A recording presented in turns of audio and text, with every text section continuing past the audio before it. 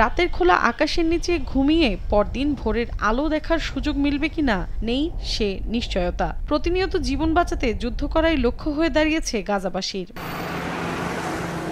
সোমবার গাজার দ্বিতীয় বৃহত্তম শহরের পূর্বাঞ্চল থেকে ফিলিস্তিনিদের সরে যাওয়ার নির্দেশ দেয় ইসরায়েল। যেভাবে পারছেন নিরাপদে সরে যাওয়ার চেষ্টা করছেন, কিন্তু তাতেও ক্ষান্ত হচ্ছে না দখলদাররা। মঙ্গলবার রাতভর হামলায় দিশেহারা নিরীহ ফিলিস্তিনিরা, এতে ইউরোপিয়ান হাসপাতালের পাশাপাশি তাঁবু এবং ক্যাম্প থেকে পালাতে বাধ্য হয়েছেন শত শত ফিলিস্তিনি। চলমান যুদ্ধের ভেতর ইসরায়েলি প্রধানমন্ত্রী বিনিয়ামিন নেতানিয়াহু ও ভূখণ্ডটির সেনা কর্মকর্তাদের মাঝে বিরোধের নতুন ইঙ্গিত পাওয়া গেছে বলে জানিয়েছে মার্কিন সংবাদ মাধ্যম নিউ ইয়র্ক টাইমস। প্রতিবেদনে বলা হয়, গাজায় একটি যুদ্ধবিরতি চায় ইসরায়েলের সামরিক নেতৃত্ব। তারা মনে করেন জিম্মিদের মুক্ত করার সবচেয়ে ভালো পন্থা হলো লড়াইয়ে বিরতি দেয়া। পাশাপাশি লেবাননের হিজবুল্লাহর সঙ্গে সম্ভাব্য যুদ্ধে ফুরে আসা অস্ত্রের মজুদ এবং সেনাদের শক্তি বাড়ানো প্রয়োজন। এখন জন্ম সনদ দিয়ে খোলো বিকাশ স্টুডেন্ট অ্যাকাউন্ট। নিজের বিকাশ নিজে কর।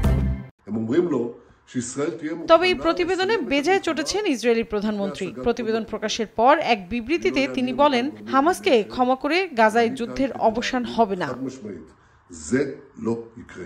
এদিকে যতক্ষণ না পর্যন্ত নেতানিয়াহুর শাসন আমলের অবসান হচ্ছে, ততক্ষণ পর্যন্ত ইসরায়েলি আগ্রাসন থেকে এ অঞ্চলের কোনো রাষ্ট্র নিরাপদ নয় বলে মন্তব্য করেছেন তুরস্কের প্রেসিডেন্ট রিসেপ তাইপ এরদোয়ান।